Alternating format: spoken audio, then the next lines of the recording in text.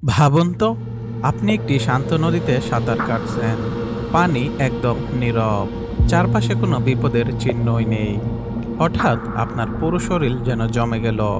মনে হলো যেন কেউ আপনার শরীরের ভেতরে আগুন ঢুকিয়ে দিল।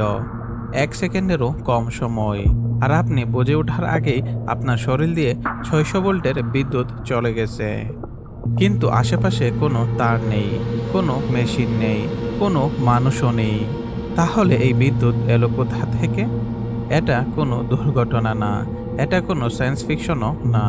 এটা হলো পানির নিচে লুকিয়ে থাকা এক জীবন্ত বিদ্যুৎ জেনারেটরের কাজ।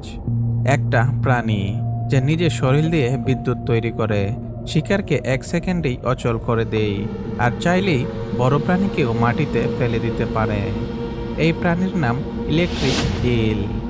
আজকের ভিডিওতে আমরা জানব কিভাবে এটা বিদ্যুৎ তৈরি করে, কিভাবে শিকারকে কন্ট্রোল করে, আর কেন এটা পানির সবচেয়ে ভয়ঙ্কর শিকারীদের মধ্যে একটা। শেষ পর্যন্ত দেখুন, কারণ শেষের তথ্যটা জানার পর আপনি হয়তো পানিতে নামার আগে 2বার ভাববেন। ইলেকট্রিক ইল নামটা শুনলেই মনে হয় এটা একটা সাধারণ ইল মাছ, কিন্তু সত্যিটা জানলে আপনি অবাক হয়ে যাবেন। এটা আসলে ইল না। হ্যাঁ, ঠিকই শুনেছেন। ইলেকট্রিক ইল আসলে নাইফিশ পরিবারের একটি সদস্য, আর এর গঠন একদম আলাদা অন্য মাছদের থেকে। এদের বাড়ি হলো দক্ষিণ আমেরিকার বিশাল অ্যামাজন নদী আর অরিনোকো বেসিন, যেখানে পানি প্রায় কাদায় ভরা আর অক্সিজেনের মাত্রা খুবই কম।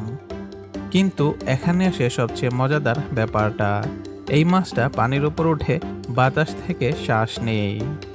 প্রতি 10 থেকে 15 মিনিট পর পর এটা উপরে উঠে সরাসরি বাতাস থেকে অক্সিজেন নেই। দৈর্ঘ্য প্রায় 6 থেকে 8 ফুট, ওজনে প্রায় 20 কেজি পর্যন্ত হতে পারে। মানে দেখতে একদম পানির ভেতরের এক লম্বা সাপের মতো। কিন্তু আসল চমকটা এখনো বাকি। এর শরীরের প্রায় 80% অংশই ব্যবহার হয় শুধু বিদ্যুৎ তৈরি করার জন্যে।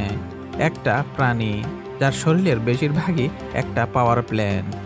আর সবচেয়ে ভয়ঙ্কর ব্যাপার হলো, এটা বাইরে থেকে দেখতে যতটা শান্ত, ভেতরে ততটাই ভয়ানক। কারণ আপনি যখন বুঝতে পারবেন, তখন হয়তো অনেক দেরি হয়ে যাবে। এখন আসল রহস্যটা, কিভাবে একটা মাছ নিজের শরীর দিয়ে বিদ্যুৎ তৈরি করে। শুনতে অবিশ্বাস্য লাগলেও ইলেকট্রিক ইল আসলে একটি জীবন্ত ব্যাটারি। এর শরীরের ভেতরে থাকে 3টা বিশেষ organ: main organ, Hunter's organ আর সাক্স অর্গান। এই অর্গানগুলোর মধ্যে থাকে হাজার হাজার ছোট ছোট কোষ, যাদের বলা হয় ইলেকট্রোসাইটস। এগুলো দেখতে অনেকটা ব্যাটারি সেলের মতো কাজ করে। প্রতিটা ইলেকট্রোসাইট আলাদা করে খুবই ছোট একটা ভোল্টেজ তৈরি করে। কিন্তু যখন হাজার হাজার কোষ একসাথে সিরিজে কাজ করে, তখন তৈরি হয় বিশাল শক্তিশালী বিদ্যুৎ। ইলেকট্রিক ইল 2 ধরনের বিদ্যুৎ তৈরি করতে পারে: লো ভোল্টেজ, উইক ডিসচার্জ। এটা ব্যবহার করে তারা পথ নির্ণয় করে আর যোগাযোগ রাখে। মানে অন্ধকার কাদাময় পানিতে পথ খুঁজে নিতে তারা এই লো ভোল্টেজ ব্যবহার করে। হাই ভোল্টেজ, স্ট্রং ডিসচার্জ, এটাই আসল অস্ত্র। শিকারকে ধরতে আর শত্রুকে আক্রমণ করতে তারা হাই ভোল্টেজ ব্যবহার করে থাকে। একটা পূর্ণবয়স্ক ইলেকট্রিক ইল একসাথে প্রায় 600 ভোল্ট পর্যন্ত শক দিতে পারে। তুলনা করলে আমাদের বাসায় বিদ্যুৎ লাইন যেখানে 220 থেকে 240 ভোল্ট পর্যন্ত থাকে, সেখানে এই মাছ দিতে পারে তার দ্বিগুণেরও বেশি। আর সবচেয়ে মজাদার ব্যাপার হলো, এই শক শুধু ব্যথা দেয় না, এটা সরাসরি শিকারের নার্ভাস সিস্টেমে আঘাত করে। ফলে শিকার 1 সেকেন্ডের মধ্যেই অচল হয়ে যায়। মানে এটা শুধু বিদ্যুৎ না, এটা একটা নিখুঁত অস্ত্র। প্রকৃতি যেন নিজেই তৈরি করেছে একটা জীবন্ত ইলেকট্রিক স্টান গান। এখন প্রশ্ন হলো, এত শক্তিশালী বিদ্যুৎ নিয়ে ইলেকট্রিক ইল আসলে কিভাবে শিকার করে? শুধু শক দিয়েই তো হয় না, এরা শিকার করে একদম বুদ্ধিমান কৌশল দিয়ে। প্রথমে ইলেকট্রিক ইল তার চারপাশটা দেখে, কিন্তু চোখ দিয়ে না, ইলেকট্রিক সিগন্যাল দিয়ে। এরা লো ভোল্টেজ পালস ছড়িয়ে চারপাশ স্ক্যান করে, একদম সোনারের মতো কাজ করে। যখন কোনো ছোট মাছ বা প্রাণী কাছাকাছি আসে, তখন শুরু হয় আসল খেলা। ইল হঠাৎ করে হাই ভোল্টেজ শক দেয়। এই শক এতটাই পাওয়ারফুল যে শিকারের পুরো শরীর 1 সেকেন্ডেই প্যারালাইজড হয়ে যায়। কিন্তু এখানেই শেষ না। সবচেয়ে অবিশ্বাস্য ট্রিকটা এখনো বাকি। ইল তার শিকারকে কন্ট্রোল করতে পারে। হ্যাঁ, ঠিকই শুনছেন।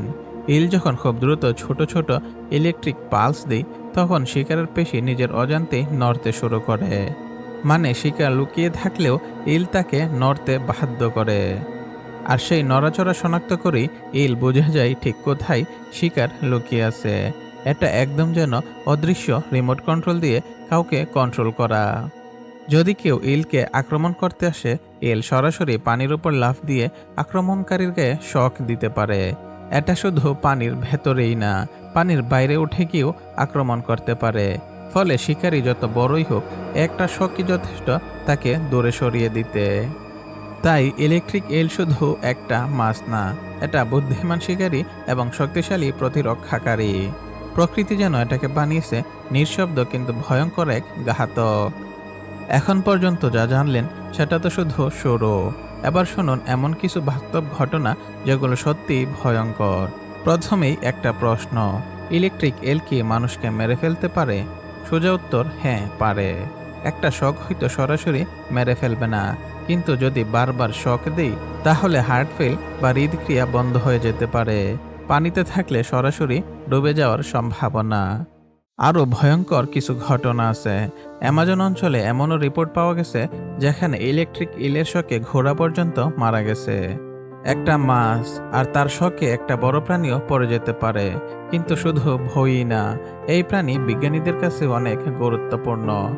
বিজ্ঞানীরা ইলেকট্রিক ইল থেকে অনুপ্রেরণা নিয়ে নতুন ধরনের ব্যাটারি টেকনোলজি নিয়ে কাজ করছে। মানে ভবিষ্যতে হয়তো বায়ো ইলেকট্রিক ব্যাটারি আমাদের জীবনের অংশ হয়ে যেতে পারে। আরেকটা মাইন্ড ব্লোয়িং তথ্য, আগে ভাবা হতো ইলেকট্রিক ইল শুধু একটা প্রজাতি, কিন্তু এখন জানা গেছে এদের 3টি আলাদা প্রজাতি আছে। এর মধ্যে একটা ইলেকট্রোফোরাস ভোল্টাই, যা দিতে পারে প্রায় 800 প্লাস ভোল্ট। এটা পৃথিবীর সবচেয়ে শক্তিশালী বায়ো ইলেকট্রিক শক। তাই বাইরে থেকে শান্ত মনে হলেও ইলেকট্রিক ইল আসলে একটি নীরব কিন্তু ভয়ঙ্কর শক্তির উৎস। আর সত্যি বলতে পানির নিচে এদের সাথে দেখা হওয়া মানে ভাগ্যের উপর সব ছেড়ে দেওয়া। ভাবুন তো, একটা প্রাণী যে নিজের শরীর দিয়ে বিদ্যুৎ তৈরি করে, শিকারকে দূর থেকে কন্ট্রোল করতে পারে, আর প্রয়োজনে বড় বড় প্রাণীকেও মুহূর্তে থামিয়ে দিতে পারে। এটা শুধু একটা মাছ না, এটা প্রকৃতির তৈরি এক জীবন্ত অস্ত্র। ইলেকট্রিক ইল আমাদের একটা জিনিস পরিষ্কার করে দেখিয়ে দেয়, প্রকৃতি আমাদের কল্পনার থেকে অনেক বেশি শক্তিশালী এবং রহস্যময়। আর সবচেয়ে ভয়ঙ্কর ব্যাপার হলো আমরা এখনো এই প্রাণীটার সব ক্ষমতা পুরোপুরি বুঝতেই পারিনি। তাহলে বলুন তো, আপনি যদি হঠাৎ পানির মধ্যে একটা ইলেকট্রিক ইলের সামনে পড়ে যান, তাহলে আপনি কি করবেন? কমেন্টে জানান আপনার উত্তর। আর ভিডিওটা ভালো লাগলে অবশ্যই লাইক, শেয়ার আর সাবস্ক্রাইব করতে ভুলবেন না। কারণ সামনে আসছে আরও এমন অবিশ্বাস্য আর ভয়ঙ্কর প্রাণীদের গল্প।